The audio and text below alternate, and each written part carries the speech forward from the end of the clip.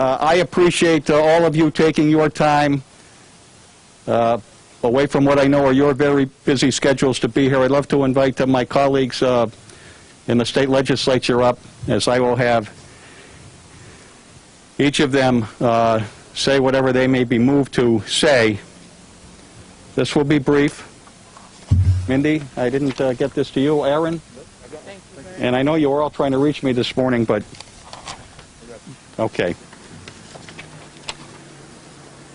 I want to begin by thanking everyone for being here. I'm Joe Wagner. I'm Chicopee's state representative, close to 30 years at this point. So I've been around a little bit, and I've seen a little bit. It's an honor for me every day to represent this city and the people of this city. I'm thankful for all of you getting here today on short notice. I'd like to ask, before I read my prepared statement, for a moment of silence for all of the veterans at the Holyoke Soldiers Home, those who lost their lives, in particular to the COVID-19 pandemic, but others who passed from other causes during the same period.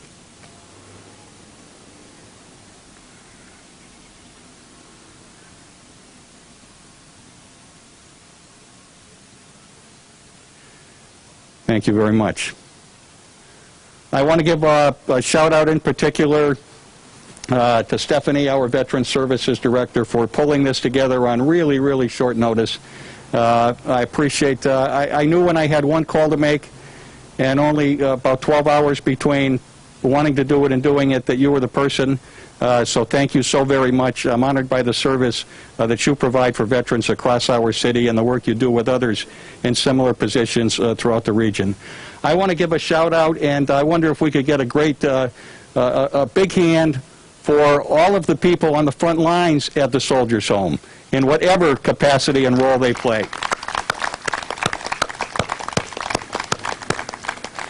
They have stood tall in the face of unprecedented circumstances.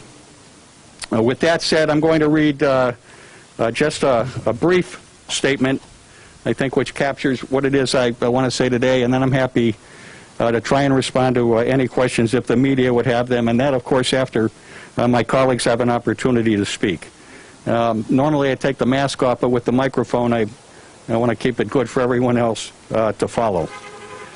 So it's difficult for me to adequately articulate in words the emotions I feel about what's happened at the Holyoke Soldiers Home over an extended period of time, and particularly during this period of the pandemic due to COVID-19.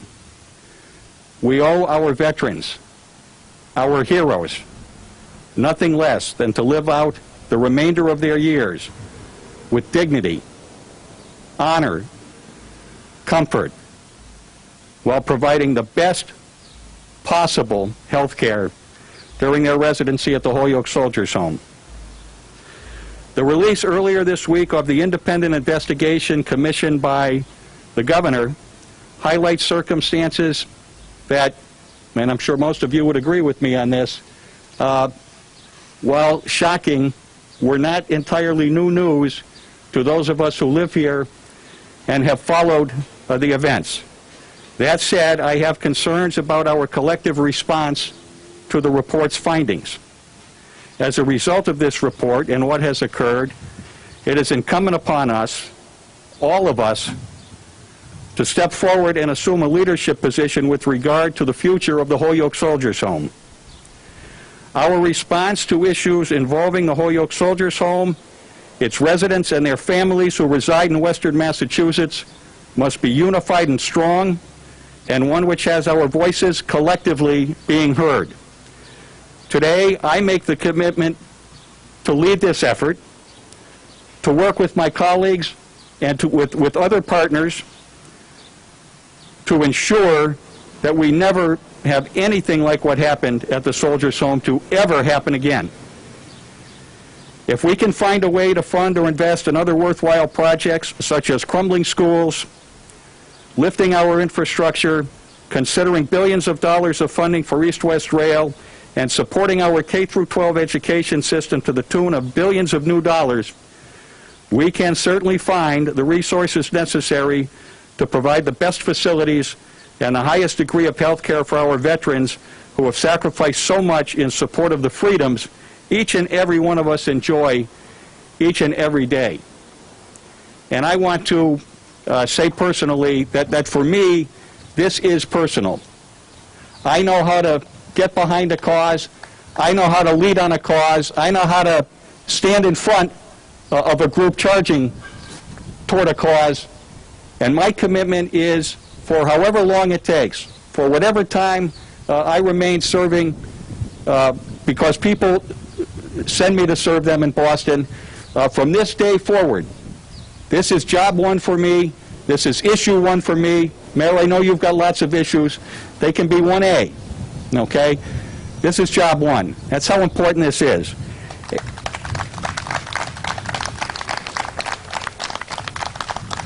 And let me, because I'm sure I'll be asked questions, you know, the report issued findings. The governor then filed a 6-page bill and separately suggested that he would review capital improvements.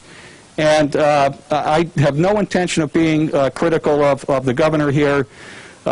He has been an exemplary leader during really difficult and challenging times. And I want to give him the credit he deserves for that. I sometimes, however, think there's a disconnect between what people think in the East and what happens and how we think in the West. And I don't mean, over 30 years I have been very careful to not play the East-West thing. I never perceive us as victims. I never perceive us as, you know, the stepchildren of Eastern Mass, because that disadvantages us. We've got to stand together, we've got to stand strong, and we've done that. If you look at significant happenings in this region, there has been a collective effort in support of those things. But if the governor or anyone in a leadership position is going to talk about capital improvements and better health care at the Holyoke Soldiers Home, or about any care relating to veterans, we are going to be at the table talking about those issues. We are going to have one or more seats at that table. We are going to be party to, we are going to give direction to, we are going to give advice, we are going to give guidance, we are going to make recommendations. We're going to do whatever we need to do to have our voices heard and to get done what we believe needs to get done. I guess a little disconnect for me on that point, and this is not a criticism, but when the governor offered up in his press release that there might be capital needs, well, sure. Back in 2017, the legislative delegation from Western Mass in both the House and Senate stood behind a bill to do a capital facilities study. And we've heard about one that precedes that, I think dating to 2012. And so I'll just take the one from 17, where $44 million of need, capital need, was identified, $6 million of it immediate. And we're talking about it in the aftermath of all that's gone on over there in the last several months. So I think that really, in an effort to move things forward in a productive way and in the best way for our veterans, and to do it in a collective way, it's got to be driven in a Western Mass kind of way. And that is not to pit one region of the state against another. That is just to stand up and say, it's here, it's in our backyard, it's where we put our heads down at night, it's where our feet hit the ground in the morning. It's right here, and we're gonna be in a leadership position on this. The speaker called me this morning and said, you didn't get back to me. And I said, I'm sorry, when? He said, well, I left you a message yesterday. I said, I've been so busy planning an event for today, I didn't check my messages from yesterday. He said, I was calling about the Soldiers Home. I want to know what you need. I want to know how I can help. So I was pleased with his statement earlier this week. I was pleased with his words to me this morning. And with that, I'm going to turn over to, let's start with the longest. Which one of you has been here the longest? Brian Ash. We'll have Brian Ash, and then Aaron Vega, and then two of our newer colleagues. Thank you. Thank you. Thank you, Leader Wagner, for inviting us and for putting this together.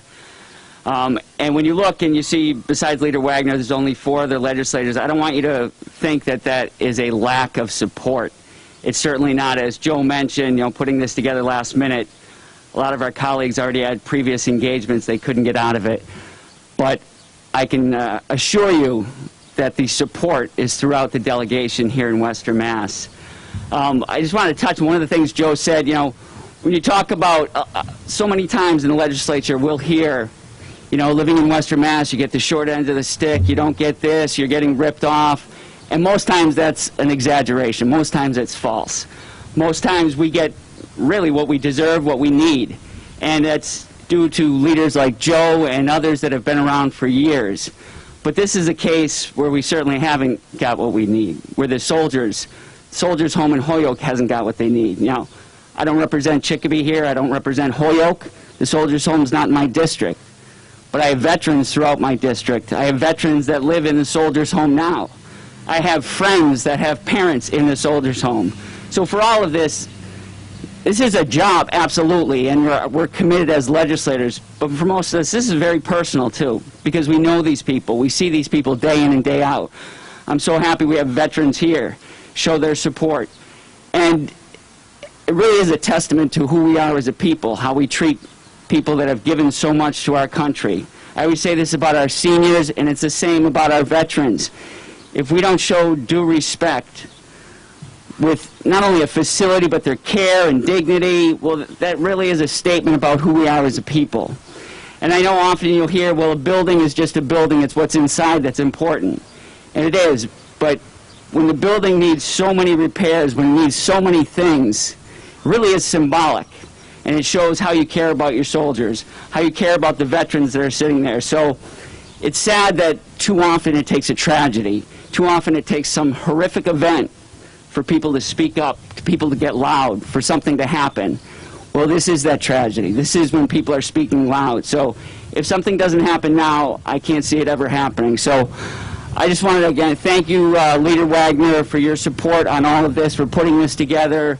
And I want to thank all of you for being here. And God bless all of our veterans. God bless all of you. Thank you.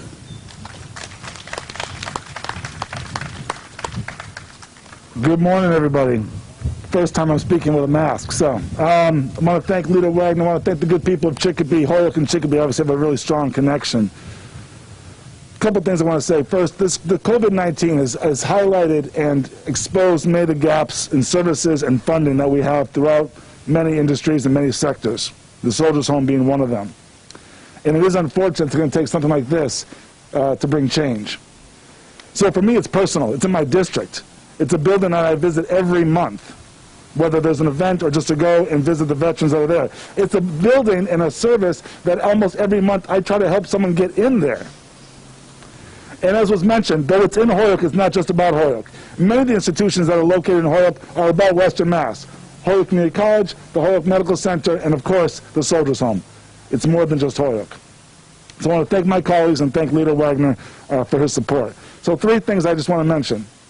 First, when I got elected in 2013, Paul Barbani was the superintendent of the Holyoke Soldiers Home. He and I met on a regular basis, and we had briefings.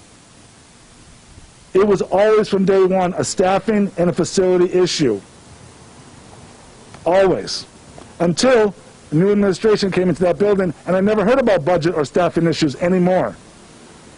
Something changed. And it wasn't our commitment, and it wasn't our dedication, and it wasn't the dedication and the work of the employees there.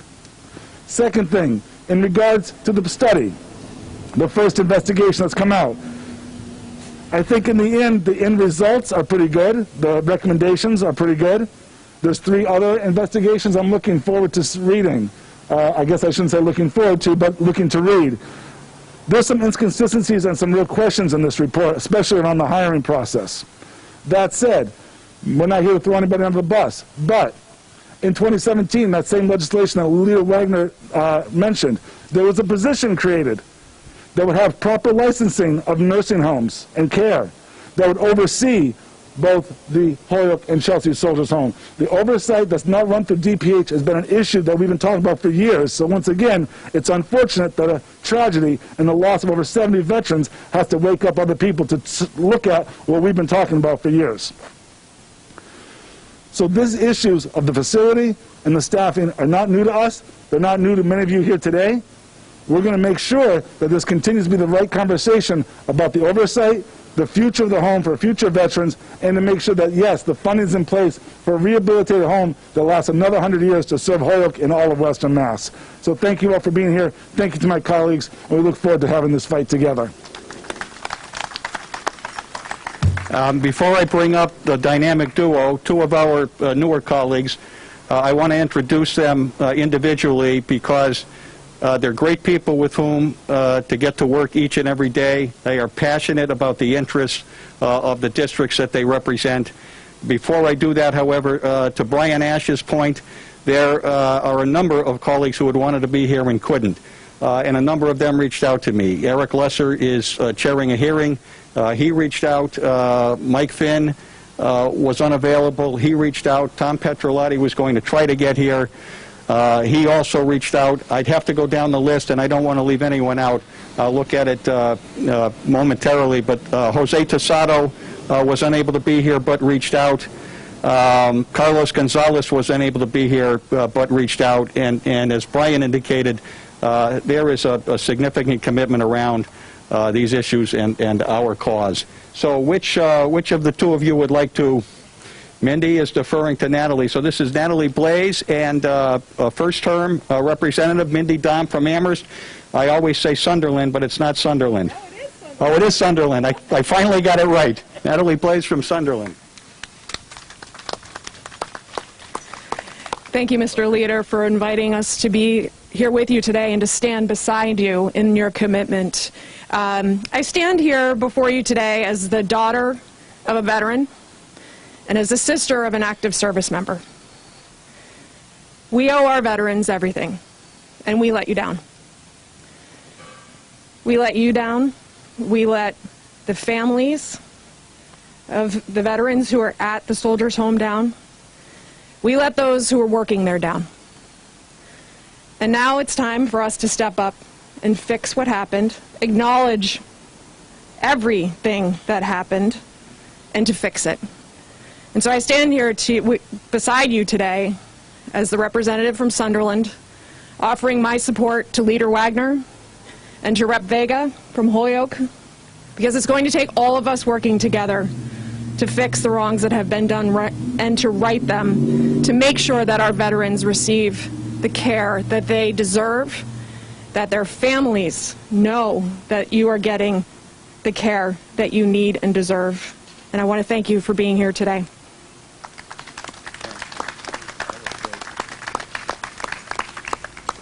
Good morning, everybody. I'm Mindy Dahm. I'm the state representative from Amherst, Pelham, and Granby.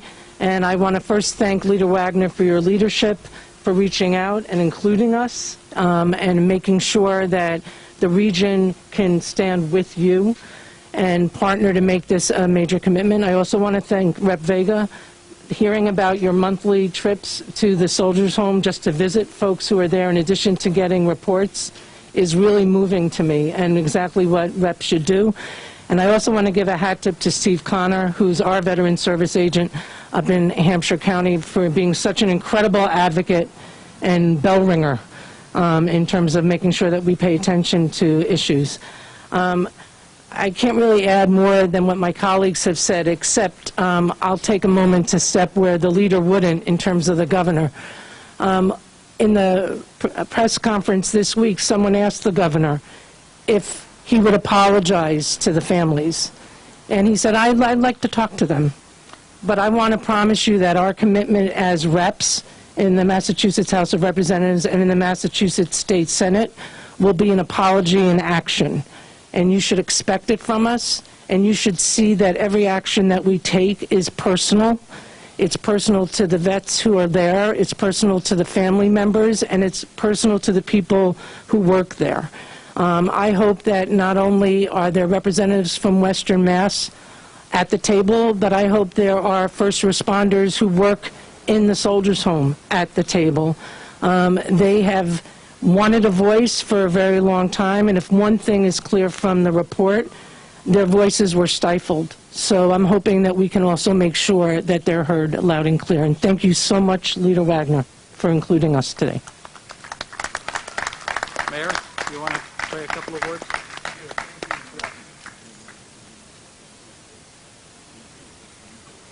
Yeah, thank you, Rep. Wagner. I just wanted to say a few things. First, I wanted to say that I admire Rep. Wagner taking the lead on this very important issue that we face here in Western Mass with our Soldiers Home. And I can tell you, Rep., that the City Council, the Mayor, and the City of Chicopee is behind you 100%. So thank you. The City of Chicopee has over 5,000 veterans here, and a lot of them have lost their life at the Soldiers Home. I have a personal story. We have a loved one who's in his 80s, who was COVID positive on the 3rd floor of the Soldiers Home. He went to Bay State Medical Center, and every time we spoke with him or FaceTimed with him, we weren't sure if that was going to be the last time we spoke to him. It's a bit emotional, but it's real. And when people talk about COVID-19 and it not being real, and it be some type of political hoax or something of that nature, I have 2 words for them, and that's the Soldiers Home. If you didn't see what happened there, then you must be misguided or misled. The City of Chicopee is very proud to stand with Rep. Wagner today, and we know how important the Soldiers Home is to Western Mass, and thank you for your leadership, Rep. We're with you. Thank you. With that, I'll take any questions, or we'll take any questions that anyone might have. Although I think we've made pretty clear where we're coming from. So you say that this is job and issue number 1 for you. Where do you start? Well, I think we start by having dialogues at every level. One of my colleagues just mentioned workers at the Soldiers Home having a voice, and just to amplify that point for a moment. Think about this. The people who are on the front lines giving in service to people who have given in service for the freedoms that we enjoy, through all of it, nobody was out there saying, look at what's going on here, look at what's going on here. And there are probably a lot of reasons for that. You know, I'm sure they were inundated from the workload. I'm sure they were frightened of the disease. I'm sure they were concerned about repercussions. So they should be part of the dialogue. The governor, the legislative leadership, the entire Western Mass delegation, municipal leaders, veterans organizations, veterans agents. And I think that the first part of the dialogue is right here in Western Massachusetts. And I think that when we speak with people from Eastern Massachusetts, my suggestion, and it'll be a collective thought, I think, when we get to it in the short term here, is that we invite them to Western Mass, that the dialogues around and about the Soldiers Home occur where the Soldiers Home is, and that's in Western Massachusetts. So it is a dialogue that will involve lots of people, all the players. So the governor in his remarks, for example, the other day talked about bringing stakeholders together. Well, there's a lot of us right here, and we're going to take them up on that, and we're going to have a voice. We are not going to follow on this one. We are going to lead.